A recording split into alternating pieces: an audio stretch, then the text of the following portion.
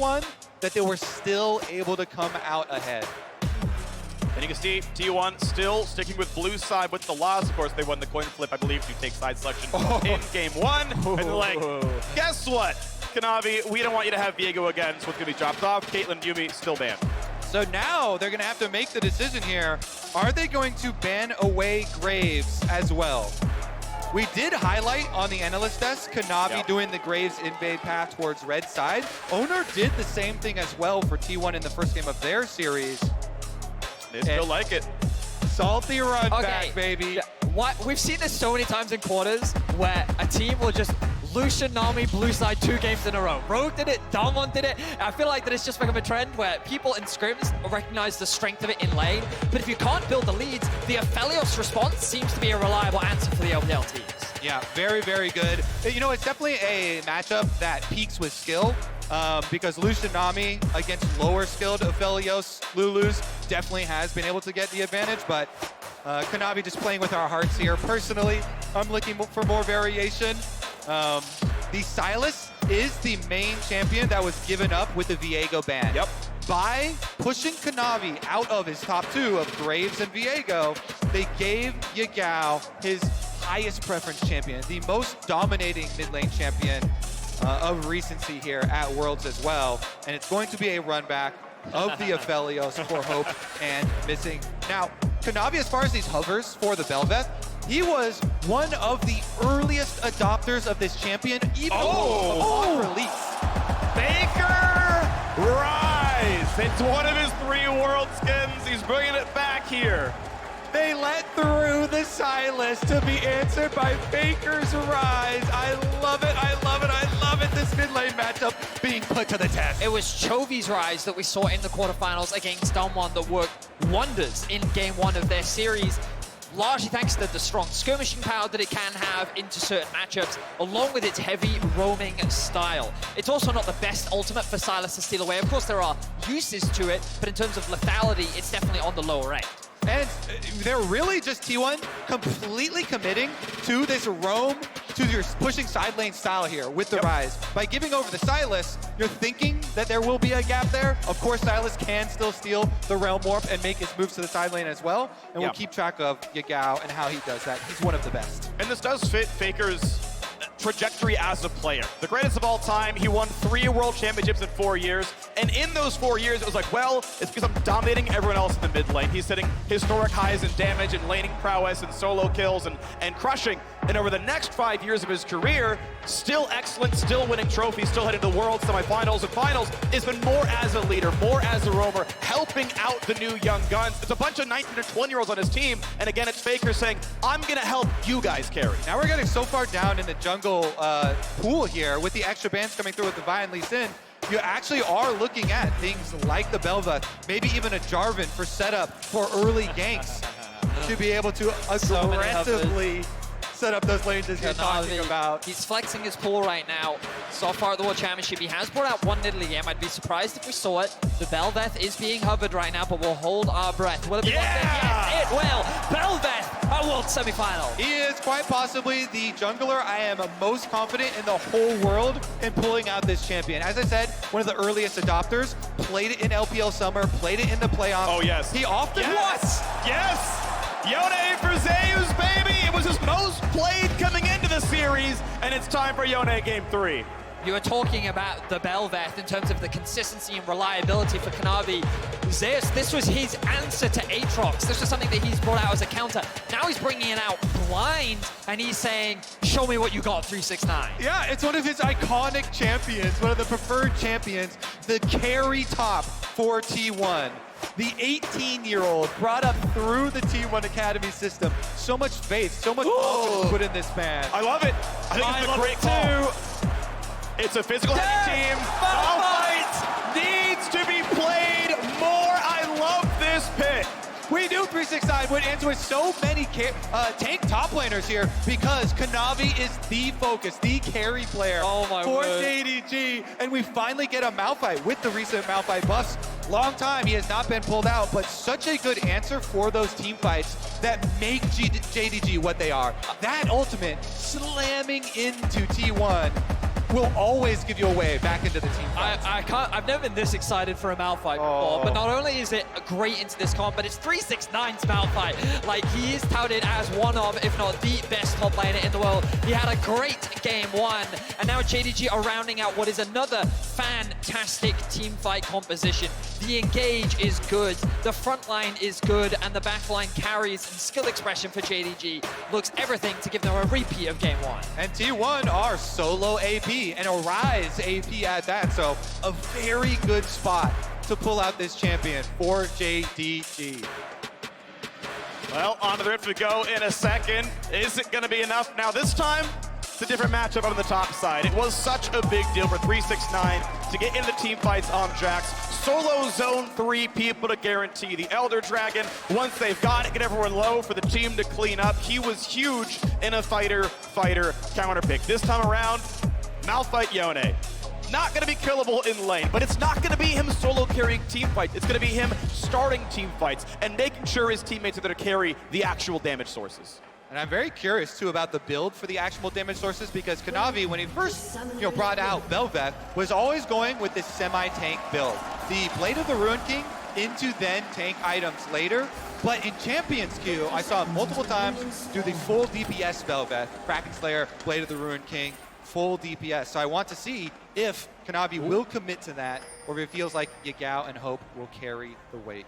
Now, a common thing that we've seen across the world throughout this split has been this early red ward, that the delayed invade, and have a look at the junglers right now. JDG is ready for it, and they're able to get the flash out from Oner. So this was really good awareness from JDG, because again, it's something common that you'll see from many junglers, the delay on trying to drop that ward over the wall to get information. We'll now see T1 invest that on the bot side of the map instead to just figure out where Kanavi is starting, but getting the flash out from Oner is already a great start for JDG. Yeah, and pretty common runes here from the setups from everybody. And of course, Poppy going the Hex Flash, it won't hurt Poppy as much as a lot of other champions that do not take this rune. Oner starting towards the top side here. Meanwhile, for Kanavi on that Bel'Veth, you almost always want to get your full clear off. So Kanavi starting off the bottom side, clearing up towards that top side. No easy poke through the minions, a little damage there. The Oner indeed on the ward, getting his own blue as an early cleanse coming across there, healing a chase on down. Guma forced to flash away, and they're going for more. He's slowed, 100 health left, and JDG decide they're already winning the bot lane. Carrier trades one back, but first blood went to the AD carry. Oh my goodness, Hope and missing, no hesitation there. You saw that level 1. Once they get the angle of the triangle here towards the brush, and Vedius, you talked about the wards into your side lanes early on here. So you see Hope and missing move up, you'll get an early ignite as well. Guma very far forward. He allowed auto attack range of both missing and Hope at the same time, while Kerio was positioned behind him. And Hope and missing, they don't hesitate. They slap him back down, they immediately punish him. So even though, yeah, Kerio gets that counter kill, it is first blood money, and it is a better site for that money to go to into the hands of the AD carry. I will say though that this was an issue for Gumayushi during the regular season. One of the biggest criticisms that T1 had was that their bot lane wasn't as consistent, wasn't as reliable. And coming into Worlds, everyone was like, but Guma is shaking all that rust off. He does not have any of those problems. Yeah, but this type of aggression was some of the issues that we saw during the regular season. And I feel like that he didn't need to be that aggressive at level 1. You can see the idea, but a big mechanical blunder from him on the individual level. Yeah, just the positioning here, Kanavi. Stun's gonna land on a fake. Here you got Oner coming around pretty soon, but no flash means it can't help for much. Able to actually stop with the steadfast, and now tackling to a minion, getting away as well. Beautifully done to live. Faker down his flash. He's not out yet though. Faker in enemy territory might have to execute to a tower. Yeah, it spots him, and he's gonna say, you know what, the XP isn't worth it. The mid lane wave means more. Faker will execute. Nothing changed to the scoreboard, but it means he's gonna be sitting there not getting farmed. Yeah, good little bodyguard moment for Oner coming through to peel for Faker and get him out of there, because you do not want Kanavi's Bel'Veth getting an early kill. They still burn the flashes though, so mid jungle 4T1, no flashes at all for them, and Kanavi feels like he can go for the crab. Does have smite available. Oh, played by Kanavi. An early smite from Oner is nowhere close to enough damage. 77 health left after the smite itself. So double crab for the JDG jungler. So one of the things I was going to talk about was the biggest difference between Game 1 and Game 2 is that Faker, it's easier for him to get push on the rise compared to on the Galio into the Talia. But again, we saw Yagao concede those early waves to set up for that level 3 gank. We didn't get to talk about it because of the early action bot line, but you've been highlighting it throughout the series, Kobe, and how Kanavi will consistently play through mid to unlock Yagao to burn those flashes so that he can then move around on the map. So now Faker's investment towards the bot side, ideally they look to stack up the wave, look to try and set up some sort of dive onto the bot, especially without any flashes, now becomes a lot harder. Well, as we watch ourselves go back into the jungle, make sure to grab your exclusive Very Nasa's Much Wow emote from Prime Gaming by connecting your League account with your Prime account as well. Mid lane being attacked, pretty good damage out of Faker in the mid lane, Yagao being pushed around. Woo! It's a lot of damage. Lance. Of course, he does have the teleport, so yeah, he can likely just reset here. He hasn't actually spent any of his gold just yet. Faker, I wouldn't be surprised if he actually holds this wave. Yeah, so he's going to set up a nice freeze. Shouldn't be too much of a problem because he has the TP. So he's just going to clear the wave instead. Meanwhile, I kind of want to point out the kind of dream scenario here for Kanavi on the Bel'Veth. Being able to win that Scuttle smite fight and then set yourself up for a reverse clear of your second clear. He goes over here, 2 Raptors, picks it up. Recall on 40 CS is going to have a bunch of gold for his first recall here for the Bel'Veth.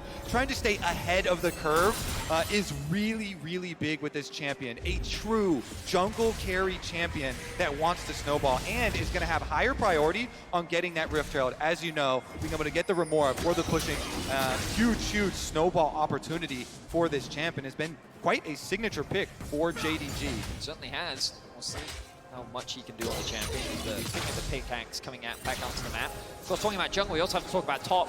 Often JDG are a very good topside focused team. They do invest a lot early in terms of 369, but we haven't talked about this matchup at all. In terms of the early game, it often is Yone favored. He can get a lot of favorable trades. Malphite doesn't offer that much. But there's a certain break point around like level 7, level 8, level 9, where he can really start winning out on the 1v1. Starting off with the Warden's Mail already will make this matchup inherently harder for Zeus to bully and push 369 around. He got rid of all the wards, so Kanavi was not seen clearing his bottom jungle, was not seen coming down the river. Owner, though, nearby as well. There's no fight to be had. The wave is pushing towards JDG, and Owner himself now spotted by this control ward. I think he knows from his own sweeper. As they roam over, they can't quite find that kill, but with a knockup, looks like it is going to be Scuttle Crab claimed for Kanavi. Level 6 as he knocks it down. Well done to him. Bubble nearly lands in a missing, but that's a jump on forward. And Whimsy into a root, into a lot of damage. Heal is forced. Hope lives at the end with a heal, but now Guma pretty low. Has his own flash if needed. Kanavi cannot reach him. Yeah, it's actually so dangerous when Bel'Veth has both dashes that are in the direction of your lane to be able to chase down. Oh yeah, Gao's in the way. Both mid laners here. Okay, it's a 4v4 down here. Is it going to be a fight though? Looks like it's going to be a wave clear. Everyone's going to make sure it's safe. And now I think Yagao got spotted. Owner sees him. Going to find some poke, but nothing more. Yagao was spotted, which meant that T1 were hesitant to commit to that fight. Problem that Faker now faces is Yagao is on his pathway towards getting back to mid lane, which means he's going to be forced to go back to base and go the long way around. JDG will convert this pressure bot into a dragon, and they're going to emulate exactly what they did in Game 1 and set themselves up to contest for that 8-minute Herald. Wouldn't be surprised to actually see them catch this wave, go back to base. No he flashes for it, and he finds the tackle. Owner's running as fast as he can, but he's going to be slowed up, finds a flash forward, and a kill comes across. The Dragon Steel trades his life. Flash down, Gumayushi lives. That ward inside the Dragon Pit. Owner, Hex Flash over the top. He is not giving away the objectives to JDG. And just sacrificing 1 kill for the Dragon is for sure worth it for Owner. Pretty big play there off the vision advantage for T1. Kanavi did get a kill, so he ultimate Bel'Veth. Flash forced away. That would have been maybe a kill entirely on a Faker, so damage comes across. He's rooted, presses E for the damage reduction. The Owner did actually burn the full 5-minute flash, but just got it back. And so it's back to Hex Flash now, missing just really gets away. Although I agree with your point, Kobe, a kill and a flash, you give those away for a Drake steal. And he's thinking here, maybe I can even get out with a phase rush proc here. Poppy oftentimes, being able to get there, but Kanavi hits a really good W around the edge, even with the phase rush speed, that's allowing JDG to set up for that counter kill. So still good objective steal for T1. And props to Owner. The downside of this means that Kanavi will have the advantage to immediately path back. I don't think he's actually reset yet after that Drake. Yagao though, and the bot lane, as we discussed. My expectation was that JDG would take Drake, clear bot, reset, and then come back out onto the map for this objective. They didn't get the Drake, but they should be able to secure the Herald. And JDG once again demonstrating their very clean early game objective control. Transforms again, now has the Void Remora, which means you can start knocking down some turret plates. as they look towards Zeus's shade. Can't quite get that one, but now Hope set to the top side to start going for turret plates. Yeah, they made the full commitment, recalling bottom lane, reassigning them up towards that Rift Herald to ensure you can get it for this Velvet. Recharging that timer on your ultimate form is so big, as well as giving you the extra pushing power. It does mean, though, look at Gumayushi. This Lucian has been able to stack up some CS there, push it all the way in on bottom side, and it has allowed him to get the early reset and head up towards top side to answer and collect this rest of the wave that is being pushed to his tower. What I think is really important to recognize in this early game is T1's game plan was to, as they tried to do in game one, get a lead in the bot side of the map and leverage this bot lane 2v2 strength to secure early objectives, in particular this first Herald. But the fact that Gumayushi died at level 1 in the 2v2 and the skirmishes that we saw on the bot side of the map made it much harder to be able to rotate around and contest these neutrals. And now you can see that JDG's bot lane is in a much better position to receive these resources. Earlier I thought Kanavi would drop the Herald up towards the bot side of the map, but I expect him to funnel that gold into this bot lane to try and keep Hope on pace or even ahead of Gumayushi. We get damage of the ulti. Hope chunked down to about 2/3. Gets the better side of that trade as he puts his ulti down. Of course, now down to cooldown as Hope's going to try to regen back up with his red gun, but low on ammo and a nice Q snipe comes across. Also, with last game coming down to so many key objective fights and key objective steals here, T1 getting the first dragon for themselves, setting them up for possible stacking as well is really big. I think JDG, after that first game as well, they're so used to people underestimating them. Yep. Even though they are the LPL champions, you know, in the LPL, they are one of the least popular LPL champions of all time. Does not have the huge fan base, has a lot of doubters, and still, yet, they are the LPL's last and only hope, and 369 is tanking them. Sidestep Zeus' first Q. Got to find the knockup now on Owner as well. He'll stay alive. They go back in for the combo. Huge damage coming across, and he's going to find the kill to 369. Triumphs back up the hill. A knockup onto the tower. Kanavi cannot finish the kill. Yagao's now on the way, walking through a ward. Will it be enough? Knows he can steal one of the ultis, but with the wave cleared away, I don't know if Kanavi can play for it anymore. Finding an ult combo now onto Lulu as well. Guma getting chunked. Lulu not keep fighting this one that was missing. Walks up, summoning heal forced out. Traded now back onto Hope. Ignite is still up for missing. Carrier can find his next bit of the combo, not just yet though. Here comes the dive, it's not gonna happen. And Yagao's locked up. Zeus finds another kill. 3-2 and T1 winning to the top lane. The top jungle of T1 comes out on top, getting the better of Kanavi and 369. They walk away with 2 kills. Oh, episode 1 of Top Lane God was so amazing. 369, he gets the victory in game number 1. But game number 2 here, the revenge of Zeus, gets the kill onto him as well as avoiding the tower dive there with the soul unbound. Beautiful play for him. And now, with 2 kills on this Yone, he can really show why T1 invests so much faith into all these top lane carries they pick for him. Huge, huge, huge skill peak for this champ. Take a look at this and the setup. You can see the investment of the ultimate from 369 was just too early.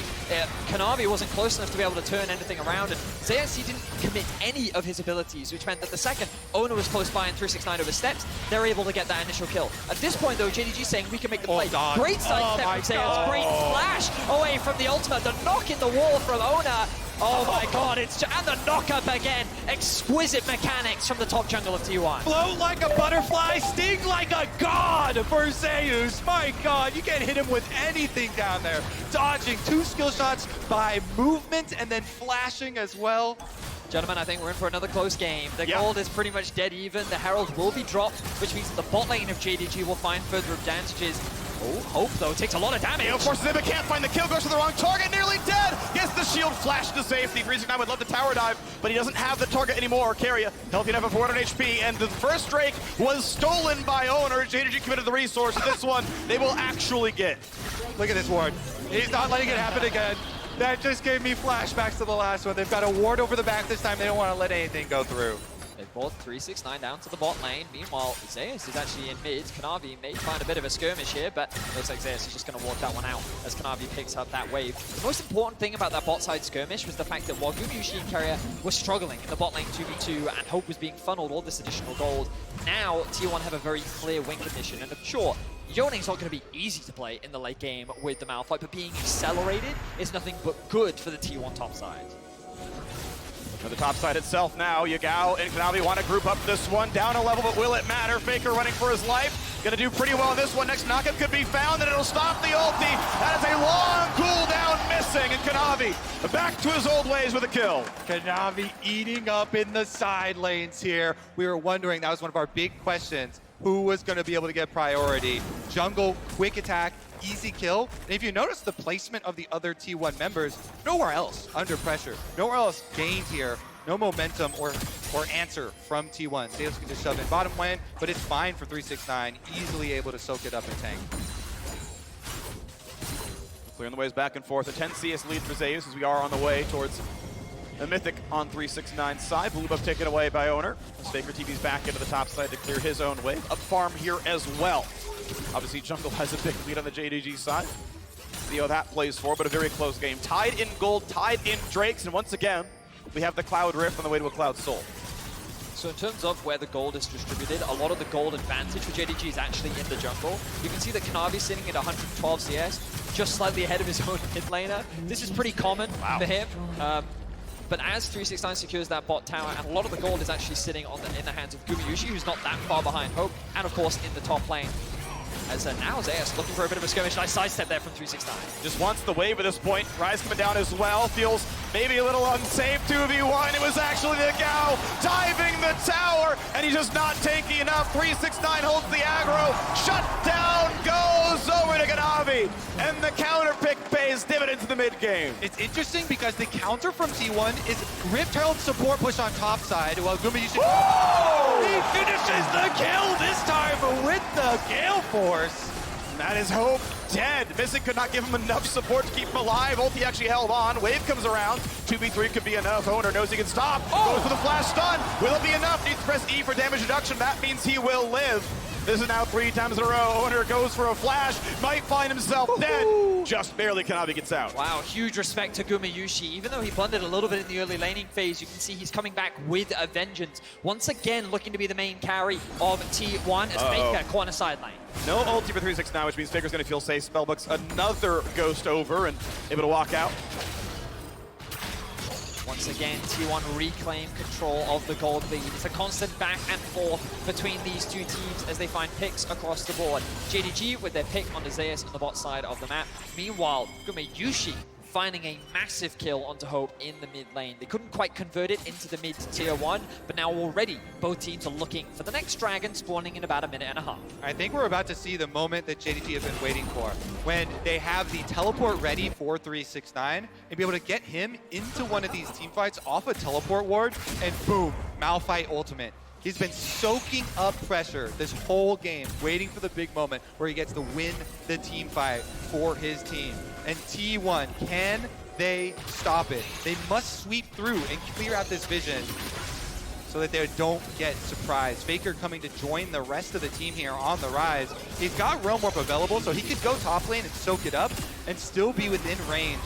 369 shouldn't have been seen, could look for an ult. He has his own flash as well, but not going to go for a tower dive. T1 still feeling safe in this one as the bot wave is pushed in. Zeus does not stay for any longer. As Malphite was on his way down, could have been roamed upon. Yagao could TP. Honestly, it looks like he's going to commit to it. He got both towers with that Rift Herald push that we talked about last time. So there's a long open lane here, but no wards set up to support it. And really, they're just thinking about trading this bottom side dragon that is going to pull JDG's attention. And T1 have set up for this Drake very nicely. Faker getting that deep push, as you highlighted, Kobe, along with the mid that flash in. Over the wall, Hex flash into a stun. But kind of able to jump back away, has help as Lulu in the end, and they're going to kill off that ward he was on. These two wards, control wards behind the dragon, possible angles for Yagao or 369 to force the fight on T1, and this Deep TP flank. Here They're they both come. coming. All right, is it going to be enough? It's a bit of a 5-on-5, but right now, Zeus far enough away. They don't pull the trigger. Double TP is in, though, for Drake control. These might be where he wants to be on the side, but actually goes to rejoin his team. Kanavi going to start up on this Drake. Has been building towards tank, has the Aegis to keep him a bit tankier, and they're going to try to burn down this Drake with his Ruin Kick for healing. So keep your eyes on Yagao in this fight. His ultimate's going to be crucial. Tidal Wave catches just one. It's not going to be crucial, not going to be relevant there. Going to get the reset there on Owner's ulti now as well. Level 10 on the Poppy. Smite up on both. Can they zone out the Smite steal? It's only Hex Flash. They can spot him on the way in. Oh, the double knockup. They're going to find a team fight. Gumayushi nearly dead. Yagao on the chase, but he can't kill it. Just the Drake. T180 carry lives. The engage is good from JDG, but T1 walk away with their lives. You can see the threat of the wombo combo. 369 lands an engage onto 2, but then the Lulu follow-up actually hits onto 3, which almost completely wipes the backline of T1 off the face of the rift before the fight even starts. This series is a war between these two teams. Every single objective, another battle. As you pointed out, big engage there from JDG, and Yagao even flashing over to try and finish off that kill with the chains onto Gumayusi. Even though they don't get it though, they get the dragon. They continue their stacking for the side of JDG. Both teams not giving an inch in any of these fights. But imagine if Owner hadn't gotten that clutch steal in the first Drake. JDG would be on Soul Point, and Zeus probably needs to be on 3 items where he's a huge threat. Otherwise he gets stopped up by Malphite. Decent damage towards Carrier. Not gonna matter too much, although 369 obviously pretty much impervious to the current team of T1. And we're about to see this mid game. This is why we got so excited for this Malphite pick. It's not for the lane phase. Correct, yep. It is for these mid-game fights here. And 369 is a monster now with both Crossfire and the attack speed AoE reduction of that Frozen Heart done. A massive immovable object. The big thing as well is 369 committed his flash earlier, but he traded it for Gumayushi's. Owner once again with a really good stun into the wall. Zeus coming, which means it's Shrillis run away as fast as they can. 369 might need to ult to stay alive. How long he's going to wait for it? Finds his first knockup, but is it going to be enough? He'll fall to Gumayusi. Tidal wave stolen means almost nothing, and JDG this time do not find their team fight win. We just cursed the rock right there. He's caught all alone in T1. They're not done. They find a route. They find the follow-up. Yagao sets it up. Faker disengages the fight. A 1-for-1 though. Gumayushi's aggression is punished. He tries to commit onto the kill for Yagao, but he oversteps one step too much, and JDG are there to punish him. A quick kill means that it ends up being a 1-for-1 exchange. Many times are we going to see this Lucian, the furthest one forward on the T1 team, Vedias. My goodness, these teams going blow for blow. It's a short-range champ. Gumayusi has to be very careful with his positioning, and often his aggression can pay off. A champion like Lucian gives him so much individual agency in a team fight. But in a situation like that, where he's tunneling onto a single target, he ends up getting punished. Let's look back. And let's look. It is all about this flank from Zeus. Zeus comes up the river, and 369 sectioned away from the rest of his team. He does not go back to JDG early enough. He waits for an ultimate to get the knock up here onto T1, but there's no DPS around, so he goes down. The front line no longer available for JDG. Guma wants to finish off this kill, and it's in the fog of war as well. That was beautiful. Really nice. Staying close in range, knowing he's not spotted, that was so nice. What a great setup by Yagao. That is something that you have to keep in mind as these AD carries. They're always thinking about what CC can my opponents use on me? What do they still have up? Yeah. Yagao hits him with a beautiful, beautiful snare there. See the coaching staff of JDG celebrating that pick because it neutralizes the game once more. The game continues to be dead even. The gold distributed pretty evenly across both sides. Navi being the large benefactor on the side of JDG. Look at that, 2 items fully completed. The mid diff is slowly starting to grow and grow as Faker has consistently been sitting in a side lane. Now level 14, has picked up a ton of farm and is already working on his 3rd item. Will be a massive threat as we move forward. And stopwatches will be key for these big engages they're trying to get. Faker with the blue buff move down for a shadow play here. If you split push with Zeus and have Faker... Sets up for Kanavi. Does he have ways out? The ulti's gonna be blocked already. He gets what he can as he tries to set it up. Gets the shield, gets out for now. But how about the next engage? E damage is pretty solid. Has to get back out though as Yagao burns his TP but does not get the kill. Zeus holds every long cooldown. That's the TP committed though from Yagao. The only good news for JDG is that the Dragon is spawning in less than a minute. The problem is they will concede the mid wave. You can already see T1 pushing that wave up. They want to go for Baron. They're gonna double TP up there to try and trade for the would. And it's in the fog as well. They have no idea. The realm ward. Pings. Oh, they spot Gumayusi. That ward is clutch, but do they have the time for it? They're running as fast as they can. It's gonna be 369 TPing and he'll buy time, but will it be enough? Kanavi needs to get into the pit. He's got so little time. Smite it away. T1 with the huge cross map play. Decisiveness is the key to victory for T1 here. A Baron just snatched out of the fingers of JDG. My goodness, the double teleport. They're not done either. They're going to double push up on this top side with the Baron empowered minions. I don't know if they have the time. I think they realize they can't play for the Cloud Trick. It's going to give JDG Cloud kill number 3. A flash gets away from 1, but a stolen Yoda means he's going to go for Owner.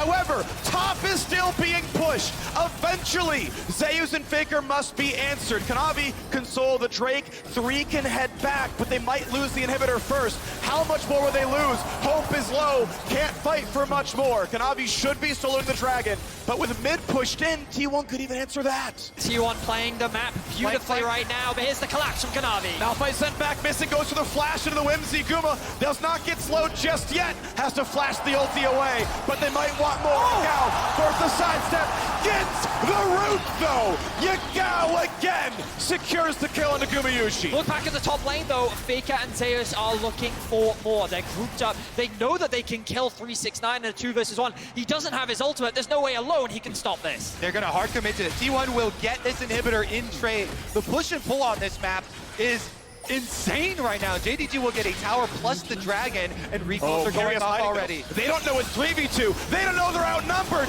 Carrier sets up the CC, and 369 goes down. Zeus nearly finds his own knockup. His ulti is down. His flash is available. What a great setup from Carrier to sneak in and make that fight easy. Now they can try and rotate towards mid lane here with the top side push, and super minions now spawning towards top side. Looks like they will do it. There is Realm Warp available for Faker.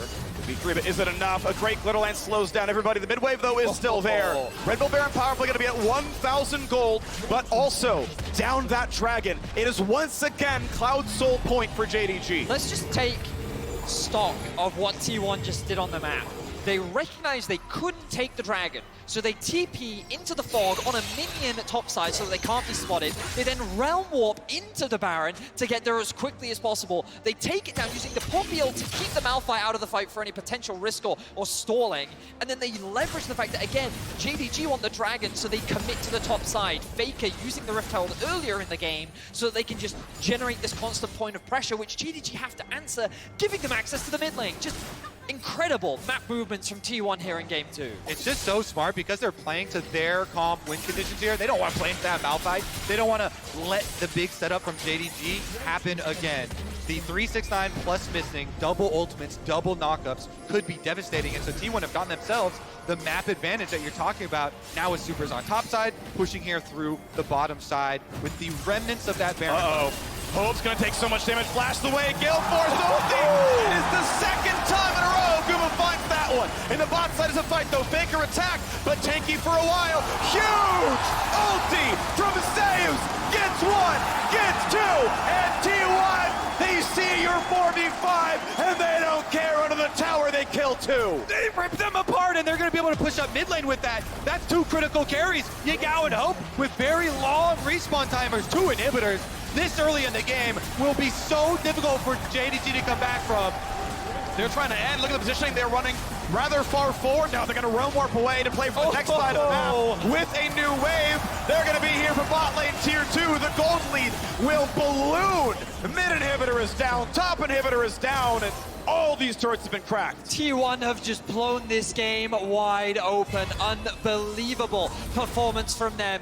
I felt like JDG was the one dictating the pace of the game, controlling the map in Game 1. But T1 have just one-upped them here in Game 2. And look at Gumayushi getting his revenge in the 1v1 as he gets another solo kill on the Hope. Key thing here, look at the split push for JDG. They've got Silas teleporting in now, but it was a beautiful engage. And Zeus.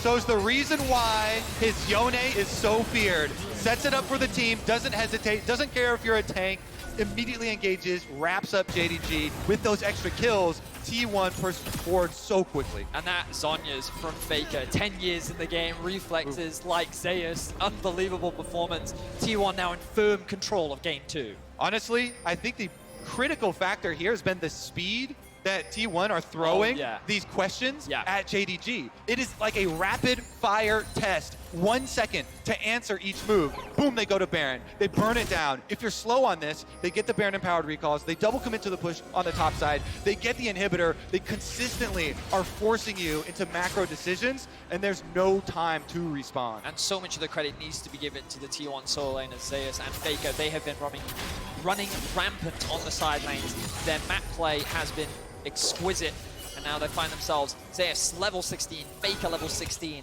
level advantages across the board. They're just not going to give JDG the team fight that they're looking for. Yeah, and now with double inhibitors down, you have such an easy time of controlling all the resources on the map. You can see it right now. They've completely wiped both jungles here of any resources for JDG to take. And if they litter the pathways through the jungle, all they have to do is retreat to Dragon, stop this Dragon Soul stacking, and JDG kind of forced to clean up all of these minions inside their base. They cannot afford to leave lest you get split pushed to death. So the farm continues. We are on 3 out of here. Yeah, Hope has himself a Guardian Angel. Baron is up right now, and you can see T1 on the way over. They don't care about Cloud Souls at all. They want to give up another one in exchange for the Baron. Guma trying to buy them some time. This is merely trying to push JDG away from the Baron while the rest of the team can burn it. Clean. You have an IE and a Zeal on Zeus. He's going to be fine to burn down this Baron. There's the vision gain. Will it be enough? Guma not hit by almost anything. Kanavi does not land the CC. So look at a mid-wave. 369 is here, but Baron is certain to be claimed. Now the question is map control, because you know their eyes are set on Dragon Soul. Good damage on a missing, got a half HP.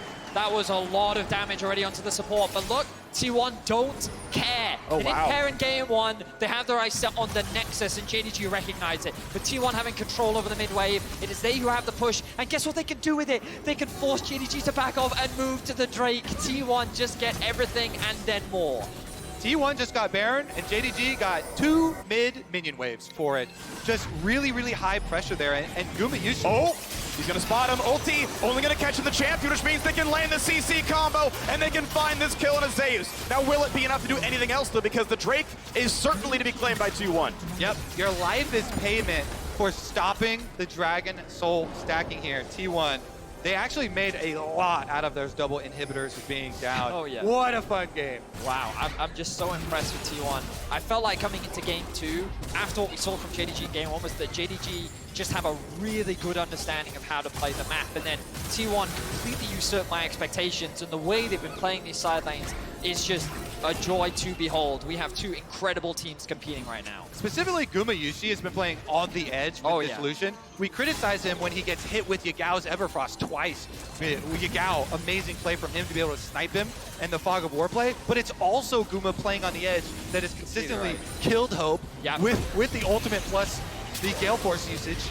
Oh, stealing away. Culling, gonna be some decent damage. A couple of recalls already came through, and 369 is on the flank. Keria could be 1 kill, but they want more than that one. The flash forward, Shades won't land. Keria will drop, but not gonna go for the ulti on Guma. It's Zeus who matters. They find the first one, they find the slow. The base is being attacked. Kanavi is there to defend it, and Figur's gonna get away, but that means he can reinforce the team fight. Looking for the kill onto Zeus. Missing, running for his life. Owner gonna set up for another as Guma has already gotten a double kill. And Owner's gonna set up the third. That will be a kill onto Missing. And now it's T1 against just 2. 4v2 in the base. Minions and a Baron flooding it as well. 20 there in a gold bonus on the power play, and now going for the Nexus turrets. T1 looking to tie up this series, and Kanavi tries to bait the CC, burns the stopwatch, flashes in, finds what damage he can, and buys a bit of time, because guess what? The LCK Hero World are stopped by inhibitors, and T1 will not find the game just yet. Wow, T1 can't actually end because the inhibitor will in fact come back out onto the map. But what a crazy fight we just saw. JDG was setting up for the flank. They were looking to try and catch T1 in their recalls. But T1 again play it so well. They create 2 points of pressure. They force JDG to split apart. And the second that they are, Faker's Realm Warp collapses onto the team and creates a numbers advantage. This is how you play a split push comp. This is how you play against a team fight. Great execution once again from T1. Exactly, and look how quick they answer. Teleport from 369 comes in. They want the team fight, but T1 say, we don't want the team fight. We want to pressure your Nexus. So with the teleport into the base from Faker, he forces the answer from JDG. They have to teleport out Yagao, meanwhile allowing the interrupt here, Zeus. Oh my word. Zeus. He interrupts the teleport. He basically kills 2, sets up the double for Guma Yushi. T1 just pulling JDG across the map, making use of their big advantage. Now Faker, though, on the run. Jumping in by himself. Hope's going to be moving pretty fast. He'll be rooted in place, though, but the damage might not be enough. Whimsy does not find the slow afterwards. Kanavi is going back to base. Hope is looking to get that kill on the Faker, but he's just buying time for his team as much as possible. The ultimate from Ona. Yep, Kanavi's going to find that first kill. He's going to transform, but actually the shutdown goes through. 369 finds his engage, but cannot kill Keria. However, not going to be in threat much himself. Yagao doesn't find the root, burns Azonius. In comes Zeus, knocks down Missing, and there's the rest from Owner, gets the second. Hope gonna lose the Guardian Angel, but how about the rest? As everyone's starting to fall, Kanavi is left alone, but you can't do it by yourself. You need a team, and T1 will tie up the scoreline, 1-1 in the semifinals. Gumayusi gets hit with 2 Everfrost early in the game, dies both times, but dodges the game-winning 3rd Everfrost. They force these Zhonyas, they kill Yagao. Him and Zeus destroy that last fight. What magnificent stuff from those 2 players on T1. Back-to-back huge carry performances. I think you summed it up really well, Kobe, in that Gumayusi, that level of aggression has lows, but the highs are incredible. The way in which he navigated those team fights, the way he consistently shut down Hope 1v1 in the mid lane twice throughout this game was a joy to see, along with Faker and Zeus just dancing around the JDG team. When you play on a knife's edge, sometimes you get cut, but Gumayusi made it so worth. I'm having so much fun